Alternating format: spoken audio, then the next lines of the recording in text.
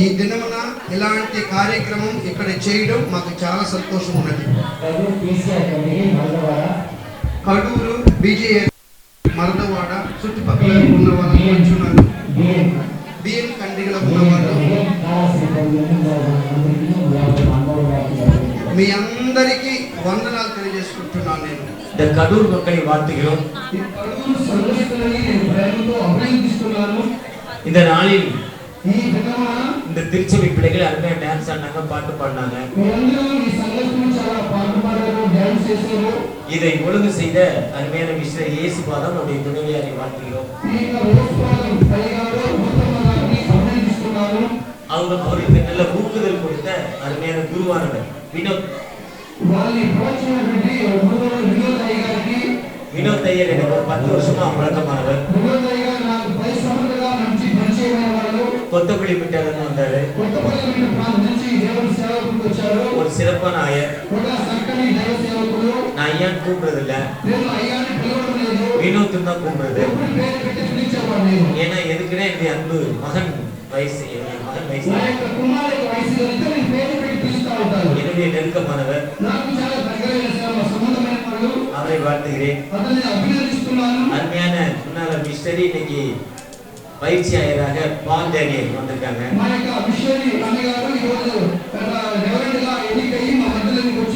என்னுடைய 20 வருடமா தொடர்புள்ள ஒரு சகோதரர். இந்த நாளில் தன்னுடைய ஜெபத்தினாலும் உழைப்பினாலும் ஆயராக உயர்வதற்கு ஆண்டவர் திரும்ப செய்திருக்கிறார். அவரை வாழ்த்துகிறேன். அவரோடு வந்திருக்கிற பயிற்சி ஆயர் அன்பு சகோதரி வாழ்த்துகிறேன். சத்தியவேடு பகுதி ரொம்ப ஒரு பின்தங்கின உங்களை மாதிரி ஒரு தெலுங்கு தமிழ் கலந்த ஒரு பகுதி.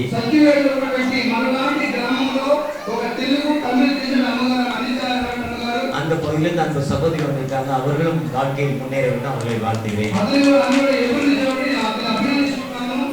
வந்திருக்கிற மிஷனரி எல்லோரும் என்னோடு நெருங்க எனக்கு ரொம்ப தம்பிமார். அவர்கள் ஒவ்வொருவரையும் பேர்பராக வாழ்த்துகிறேன்.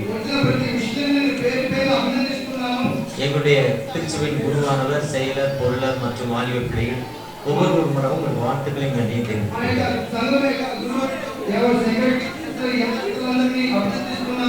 ஒரு காக்காவும் ஒரு கிளியும் பேசிக்கிட்டது. ஆயுர்வேத துணைவியார் அவர்கள் 2 பிள்ளைகள் உங்களுக்கு.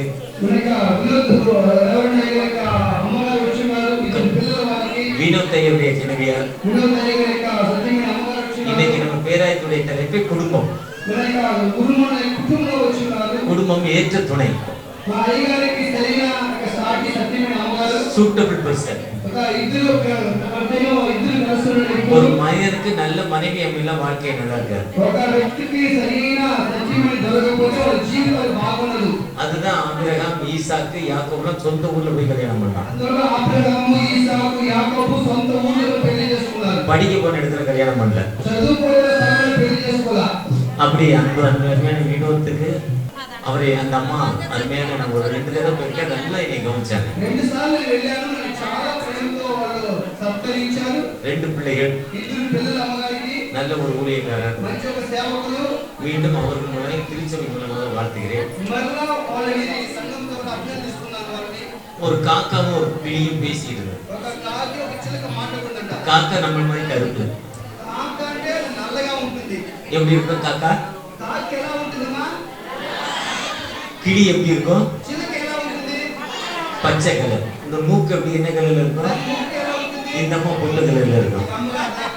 எவ்வளவு அழகா போட்டு 1 2 3 4 போட்டு வச்சிருப்பாங்க. இதே மாதிரி இப்போ கிளி எப்படி இருக்கும்?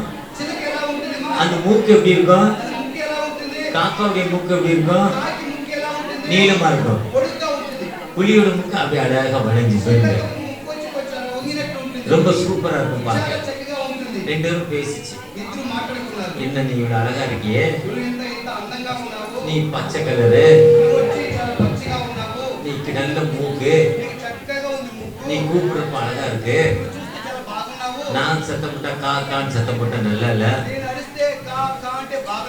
அப்ப கிளி சொல்லிச்சு, அது உன் தலையெழுத்து. என் தலையெழுத்து ஆண்டவரை பிரமாண்டமா ஆண்டவரை உயர்த்தி வச்சிருக்கிறார். దేవుడు హెచ్చించి పెట్టుకున్నాడు. என்னை எல்லா நிலையிலும் வைத்திருக்கிறார். నన్ను దేవుడు హెచ్చి ఎందుకు హెచ్చించాడు? அது நீ செஞ்ச தவம். అది నువ్వు చేసిన తప్పు. அது யார்? என்னுடைய பெற்றோர்கள் எனக்கு இப்படி தவறு வந்தாங்க. అది నా తల్లిలా ఉన్నారు.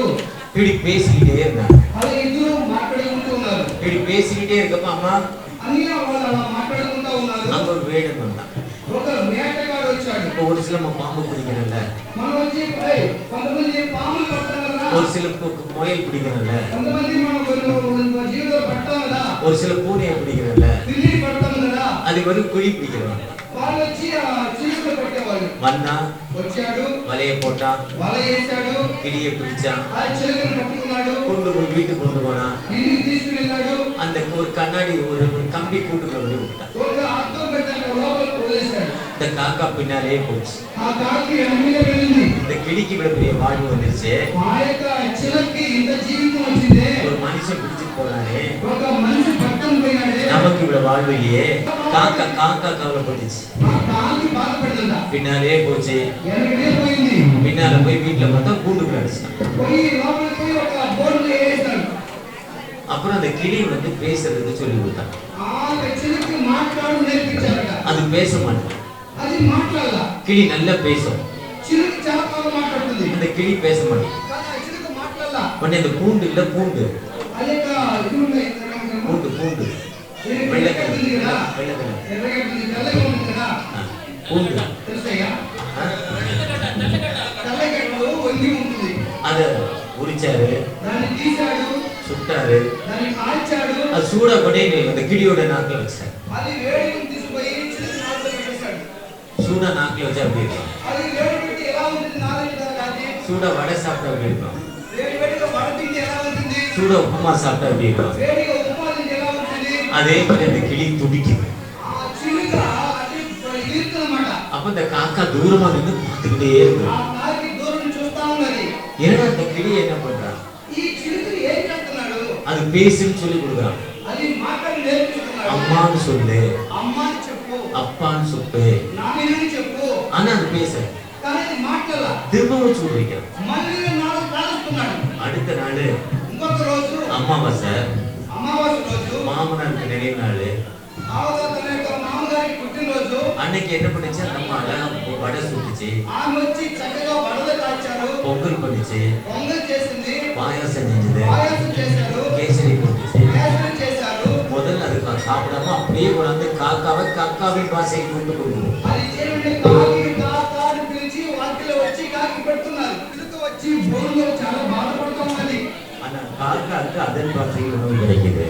కాకి ఏంద్రా ఇన్ని వస్తువులు తీసి పెట్టారే. இப்ப காக்கா பெருசா, கிளி பெருசா? ఇప్పుడు కాకి గొప్పదా, చిలుక గొప్పదా? யார் பெரியது?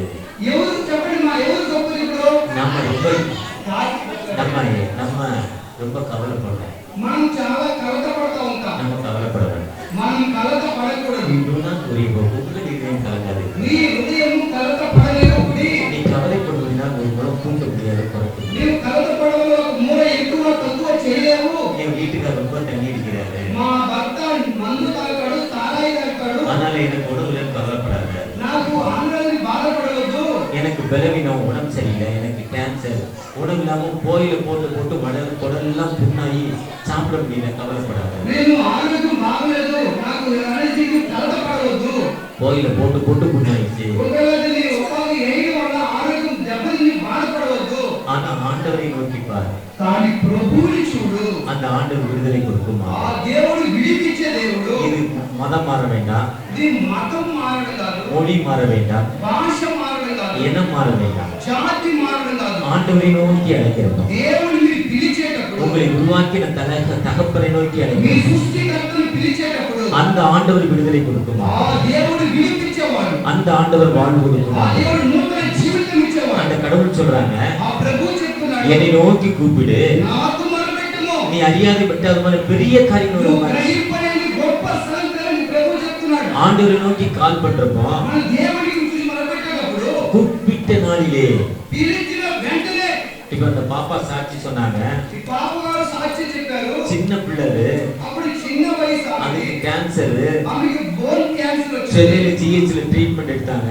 GH లో ట్రీట్మెంట్ తీసుకుంటున్నారు. ఉన్నారు, மரண படுக்கையில் இருந்தது. మరణ పడకలో ఉంది. அந்த மகளுடைய அம்மா பக்கத்துல இருந்து அழுதுகிட்டே இருந்தாங்க. వాళ్ళ అమ్మగారు పక్క నుండి ఏడుస్తా ఉంది. அவங்க பாட்டி அழுதுகிட்டே இருந்தாங்க. వాళ్ళ పెద్దమ్మ ఏడుస్తా ఉన్నారు. தகப்பனே மகளுக்கு ஒரு விடுதலை கொடுங்கன்னு கேட்டாங்க. తండ్రి నా కుమార్తె విడుదలని ప్రార్థన చేశారు. நிச்சயமா அவளுக்கு ஒரு வாழ்வு வேணும்னு கேட்டாங்க. వాళ్ళు నిశ్చయంగా ఒక జీవితం అడిగినారు. அவங்க பெற்றோருடைய ஜெபத்தை கேட்ட ஆண்டவர் వాళ్ళ తల్లిదండ్రుల ప్రార్థన విన్న దేవుడు இன்னைக்கு சாட்சி சொல்ல ఈ தெரியும். రోజు నిలబడి గొప్ప సాక్ష్యం అందించారు. அந்த ஆண்டவர் நம்மோடு இருக்கிறார். ఆ దేవుడు నీతో నాతో మనతో ఉన్నాడు. அந்த ஆண்டவர் நம்மோடு கடந்து வந்திருக்கிறார். ఆ దేవుడు మన దగ్గరికి వచ్చి ఉన్నాడు. ஒருவேளை இப்ப நம்ம இந்த திருச்சபையில கொடுக்குற ஒரு சின்ன கிஃப்ட் உங்களுக்கு எந்த வகையில பெரிய 2 நாள் நீங்க சாப்பிடலாம், இல்ல 3 நாள் சாப்பிடலாம். మేమిచ్చే గిఫ్ట్ బహుమతులు 2 రోజులు 3 రోజులు మాత్రమే మీరు భోంచేయవచ్చు. ஆனா ஆண்டவர் உங்களுக்கு கொடுக்கிறப்போ, కానీ ప్రభువు మీకు ఇచ్చేటప్పుడు, உங்களை வானத்திலிருந்து இறங்கி ஆசீர்வதிக்கிறப்போ, ప్రభు పరలోకం నుండి దీవించే దేవుడు, இடம் கொள்ளாமல் ஆசீர்வதிக்கிறப்போ, గొప్ప దీవెన కలిగించే దేవుడు ఆయన. அந்த ஆண்டவர் உங்களுக்கு உயர்த்தும் ஆண்டவர். ఆ దేవుడు నిన్ను హెచ్చించే దేవుడు. ஆண்டவரை நோக்கி பார்க்கிறப்போ, మీరు ప్రభువుని చూసేటప్పుడు, நீங்க ஒவ்வொரு நிலையிலும் ஆண்டவரை நோக்கி ஜெபித்து ఒక స్థితిలో ప్రభువుకు ప్రార్థన చేసేటప్పుడు ஆண்டவருக்கு கொடுங்க. దేవునికి ఇవ్వండి. யாக்கோபுக்கு ஒரு மனிதன் యాకోబు అనే వ్యక్తి ஒண்ணுமே இல்ல, అతనికి ఏమీ లేదు. வெறும் போட்ட ஒரே ஒரு Dress, ఒక డ్రెస్ మాత్రం ఉంది, ஒரு குச்சி. ఒక పుల్ల அந்த இடத்தை விட்டுட்டு வெளியே வந்துட்டார். అక్కడి నుంచి బయటకు వచ్చేసాడు. அந்த இடத்தை விட்டு வெளியே வர்றப்போ అక్కడి నుంచి బయటకు వచ్చేటప్పుడు இரவு உணவு இல்ல, రాత్రి అన్నం లేదు, படுக்க பாய் இல்ல, పడుకునే చాప లేదు, பெட்ஷீட் இல்ல, ఒక దుప్పటి లేదు, ஒண்ணுமே இல்ல.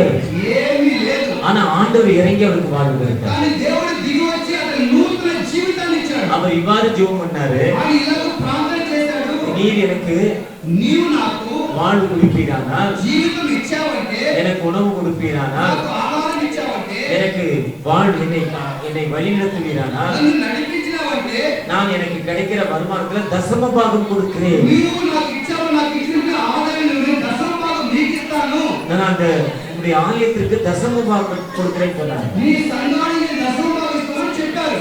அந்த ஜெபத்தை கேட்ட ஆண்டவர் ఆ ప్రార్థన విన్న దేవుడు அவரை பெரிய கோடீஸ்வரனா மாத்தினார். అతను చాలా గొప్ప ధనవంతుడిగా మార్చాడు. ஆண்டவர் நமக்கு கொடுத்த வாழ்வுல దేవుడు మనకిచ్చిన நீங்க జీవితంలో எதுக்குமே பயப்பட வேண்டாம். మీరు దేనికి భయపడవద్దు. நீங்க பல்லு விளக்கமே கோல்கேட் பேஸ்ட், కోరుగా పేర్చుకోవడానికి அவர் பேர் வில்லியம். ఆయన పేరు విలియం. அவருக்கு பேஸ்ட் தயார் பண்ண தெரியும், ఆయన స్పీకర్ తెలుసు కాబట్టి, ஆனா கையில பணம் இல்லை. కానీ డబ్బులు లేదు. அவர் போய் ஒருத்தர் ஹெல்ப் பண்ணாரு. అతను వచ్చి ఒక సహాయం చేశాడు. அவருக்கு வந்ததுல 10 ரூபா வந்தா 1 ரூபா கடவுளுக்கு கொடுத்தாரு. అతనికి 10 రూపాయలు వస్తే 1 రూపాయి దేవుడికి ఇచ్చేవాడు. அதனால இன்னைக்கு உலக அளவுல பெரிய பணம் தான். ఈ రోజున లోకమంతా గొప్ప ధనవంతుడిగా ఉన్నాడు. இப்ப KFC சிக்கன் விக்குது பாருங்க, KFC தாத்தா சிக்கன். మీ చేతి ఉంది కదా, KFC சிக்கன் தெரியுமா? KFC சிக்கன் ஒரு சிக்கன் பீஸ் 100 ரூபாய். ఒక చికెన్ పీస్ 100 రూపాయలు. நம்ம 1 கிலோ 100 ரூபாய்க்கு வாங்கினா நாம இந்த ஒரு பீஸ் 100 ரூபாய். మనం ఒక కేజీ 100 రూపాయలు, ఒక పీస్ 100 రూపాయలు. ஆனா ஒண்ணுமே இல்ல வாழ்க்கையில. కానీ ఏమీ లేదు జీవితంలో. ஆனா வாழ்க்கையில அவர் ஆண்டவருக்கு பயந்து செய்யறப்ப நீ வேர்ல்ட் லெவல்ல நீங்க உலகத்துல எந்த ஊருக்கு போனாலும், நாங்க பொக்கோக்கோ வியட்நாம்ல ஊருக்கு போன 6 மாசம் முன்னால போயிருந்தோம். அங்க கேம்ஸ் இருக்கு. கோலாலம்பூர் மலேசியாக்கு போனா கேம்ஸ் இருக்கு, சிங்கப்பூர் போனா இருக்கு, துபாய்க்கு போனா இருக்கு, ஜெர்மன் போனா இருக்கு, இஸ்ரேல் தேசத்துக்கு போனா இருக்கு, அமெரிக்காவுக்கு போனா இருக்கு, இங்கிலாந்துக்கு போனா இருக்கு, எந்த ஊருக்கு போனாலும் கேம்ஸ். సాధారణ వ్యక్తి దేశంలో ఏ మూలకెళ్ళినా అతని పేరు నిలబడతా ఉండాలి. அந்த ஆண்டவர் நம்மோடு இருக்கிறார். ఆ దేవుడు మనతో నీతో నాతో ఉన్నాడు. நீ கவலைப்படாதே, నువ్వు కలతపడవద్దు. கர்த்தர் உன்னை வழிநடத்துவார். దేవుడు నిన్ను నడిపిస్తాడు. மீண்டுமாய் போய் வாழ்கிறோம். మళ్ళీ మిమ్మల్ని అభినందిస్తున్నాను. கர்த்தர் உங்களை வழிநடத்துவார். దేవుడు